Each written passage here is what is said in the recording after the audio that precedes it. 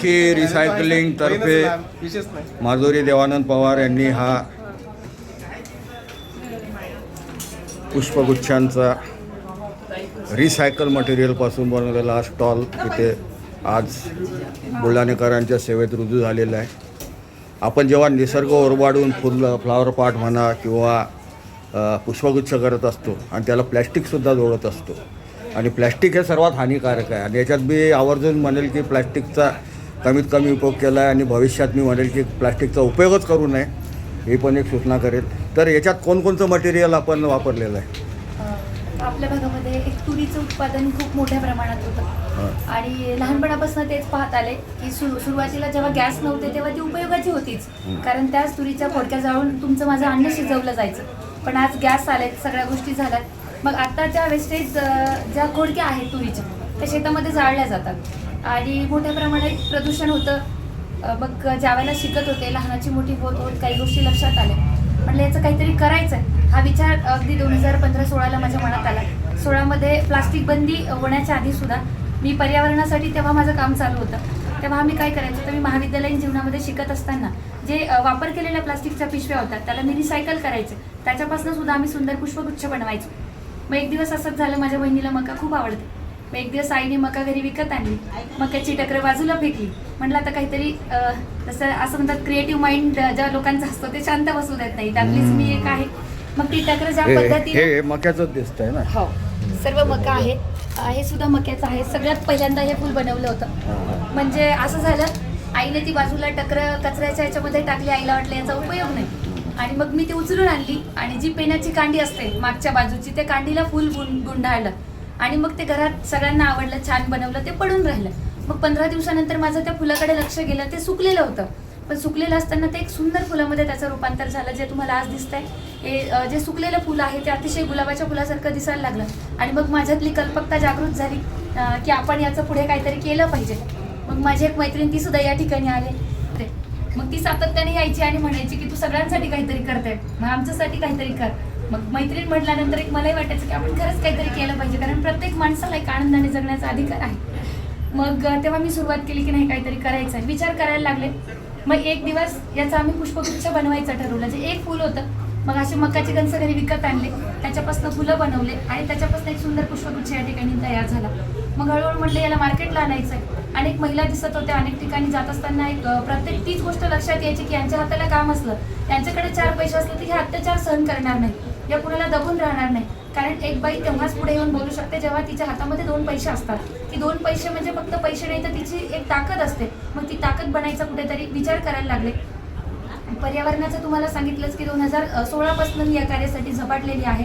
फुल ना फुलाची पाकळी म्हणून दररोज माझं जे काही दररोजचं आयुष्य आहे त्यामध्ये पर्यावरणासाठी काय काय करता येईल याचा मी एक छोटासा प्रयत्न करत असते. हे उभं राहिलं.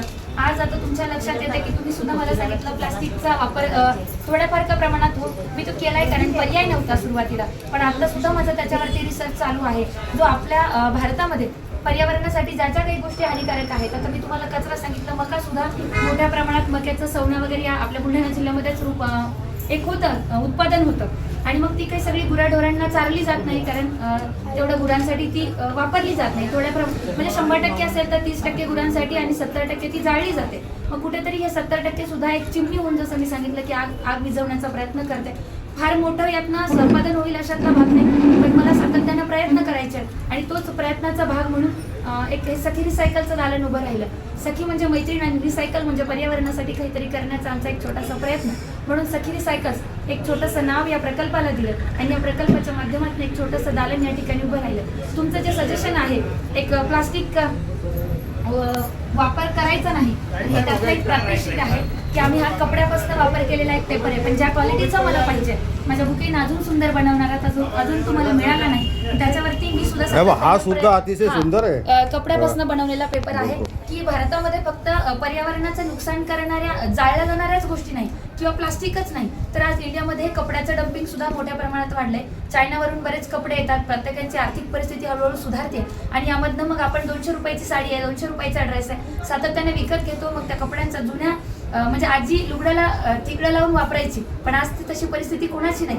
तर ती सातत्याने कपडे जे आपण बदलतोय किंवा ट्रेंडला फॉलो करतोय, तर ट्रेंड फॉलो करत असताना त्या कपड्याचं डम्पिंग सुद्धा इंडियामध्ये मोठ्या प्रमाणात वाढतंय.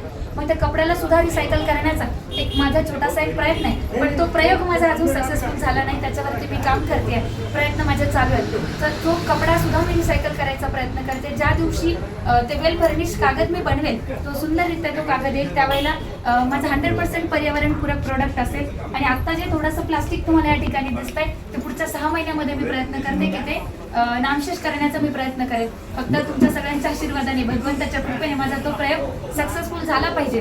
तो झाला तर निश्चित म्हणजे जो माझा संकल्प आहे प्लास्टिक बंदीचा, मी सुद्धा आता दुसरे सुद्धा आम्ही फोमचे पेपर सुद्धा या ठिकाणी वापरले, पण याला कोरियन पेपर म्हणतात. आता माझा प्रयोग म्हणजे प्रोडक्टच होता आर्टिफिशियल.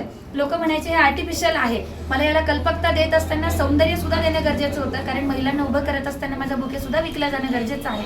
म्हणून प्लास्टिकचा आज वापर केला, पण तो सुद्धा मी कमीत कमी करण्याचा किंवा पूर्णपणे बंद करण्याचा प्रयत्न होईल जर तो प्रयोग सक्सेसफुल झाला तर. आता या ठिकाणी तुम्हाला सुंदर हार सुद्धा दिसत असतील, हे सुद्धा पूर्ण मक्यापासून बनवलेले आहेत. म्हणजे तुरीच्या फोडक्या, मका आणि गव्हाची जी काही पाचट आहे त्याला रिसायकल करायचा प्रयत्न करतो. म्हणजे ज्या पद्धतीनं काम झाल्यानंतर शेतीला आग लावली जाते, मोठमोठे आग दिसते आणि मग कुठेतरी पर्यावरणाला नुकसान होताना दिसतंय. मग थोडासा तोच प्रयत्न आहे की आपण चिमणीहून ती आग विझवू शकतो का, याच प्रयत्नात एसकी रिसायकलचं दालन उभं राहिलंय. जळगाव जामोद आणि संग्रामपूर परिसरामध्ये आदिवासींचा जो बेल्ट आहे, तिथे सुद्धा मका हे मुख्य पीक आहे. तर ह्या महिलांना सुद्धा आपण त्यांना सक्षम करू शकाल का याच्यातून या नक्की माध्यमातून? माझा प्रयत्न असेल. आज तुमच्या माध्यमातून आज सगळ्यांना मी तीच विनंती करते, मार्केटमधले बुके घेऊ नका असं मी म्हणणार नाही, पण जर तुमच्या या लेकीला संधी दिली तर या बुकेमध्ये पुष्प एका एका फुलांमध्ये माझ्या अनेक महिलांचा आनंद त्यामध्ये सामावलाय. आज त्याला गंध जरी नसला तर ज्या पद्धतीने सुगंधित होत असताना या परिसरामध्ये तुम्हाला दिसतात, हे जर याचा जर तुम्ही एक स्वीकार केला, मला स्वीकारलं आणि हे जर मोठ्या प्रमाणात झालं तर नक्कीच माझं सुद्धा हे आज माझ्याकडे 15 महिला आहेत, त्या 500 महिलांना उभं करण्याचं एक स्वप्न घेऊन मी या ठिकाणी आले. आणि तुम्ही ज्या पद्धतीने सांगताय, जर परिसरातून तुमच्या सगळ्यांच्या माध्यमातून मला सहकार्य मिळालं तर नक्कीच त्यांच्यासाठी सुद्धा मी काम करेन. आज माझ्याकडे प्रामुख्याने विधवा महिला आहेत काम करणाऱ्या. त्याच्यानंतर दुसऱ्या ज्या मुलींचं लग्न पुढे कॅरी फॉरवर्ड होत नाही, त्यांची वास्तविक काही चूक नसते, पण आज मीच 1 लाख भावांना राख्या बांधते. त्या भावांना ओवाळणीमध्ये रक्षाबंधनला आणि भाऊबीजेला दारू सोडण्याची विनंती करते. त्याच दारूमुळे माझ्या अनेक बहिणींचा संसार उद्ध्वस्त होताना दिसतोय आणि त्यांच्यासाठी हे दालन उभं राहिलंय. तुम्ही सगळ्यांनी सहकार्य केलं तर नक्कीच आदिवासी पट्ट्यामध्ये सुद्धा मी मनापासून काम करायचा प्रयत्न करेन, कारण माणूस केंद्रस्थानी आहे. स्वामीजींना सुद्धा तीच विनंती केली. नाही, केवळ आपण माणूस म्हणून आपण आपलं कामाला थोडंसं लिमिटेड करत आहात. ॲक्च्युली प्रकृती रक्षण आपण करत आहात, प्रकृती मुक्तीसुद्धा याच्यातून होत आहे. ह्या व्ह्यूकडे पण मी म्हणजे तुमचंही लक्ष नसेल कदाचित, पण प्रकृती मुक्ती ही सर्वात महत्त्वाची आहे. आणि आदिवासी जे विजडम आहे, आदिवासी वर्ल्ड व्ह्यू आहे, त्याच्यामध्ये हेच मानलेलं गेलेलं आहे की मनुष्य केंद्री नाही तर नेचर सेंट्रिक. तर नेचर सेंट्रिक असा हा जो स्टॉल आहे रिसायकलिंगच्या माध्यमातून हा माधुरीताईंनी चालू केलेला आहे. तर मी त्यांना खूप खूप धन्यवाद देतो आणि शुभकामना पण देतो की उत्तरोत्तर हा रिसायकलिंग प्रोजेक्ट त्यांचा वाढावा आणि पूर्ण भारतभर हे पसरावं. हे आणि भारतभरच नाही तर जागतिक स्तरावर याची नोंद घेण्यासारखी आहे. आणि मी सोबतच त्यांना सांगेल की सोबतच आपण ग्रीटिंग तसेच म्हणजे हँडमेड ग्रीटिंग रिसायकल मटेरियलपासून, तसेच राख्या आणि सर्वोदयवादी जे माळा वापरतात कापसाच्या वगैरे, त्यासुद्धा ठेवायला हरकत नाही.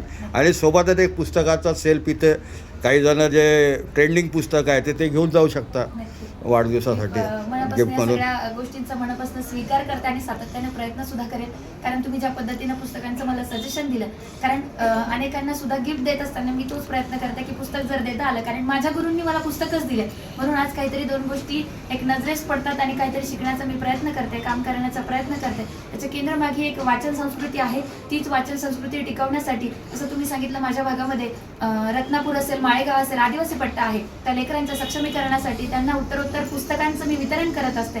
तर इथे सुद्धा मला शक्य झालं तर मला अनेकांनी सांगितलं की गिफ्ट उभं कर, तर गिफ्टमध्ये एक पुस्तकांचं दालन उभं करण्याचा मी एक विचार करेन.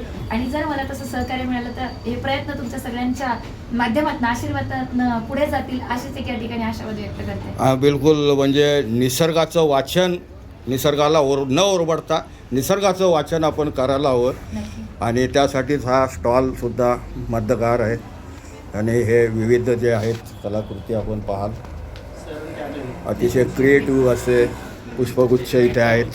तर बुलढाणेकरांना आव्हान आहे की जरूर गर्दे वाचनालयाच्या 8 नंबर स्टॉलला आपण भेट द्यावी आणि निसर्गाला न ओरबडता निसर्गाचं रक्षण करून हे परमनंट असे जे आहेत पुष्पगुच्छ हे भेटवस्तू म्हणून किंवा सत्कार समारंभाच्या वेळेस वापरतात.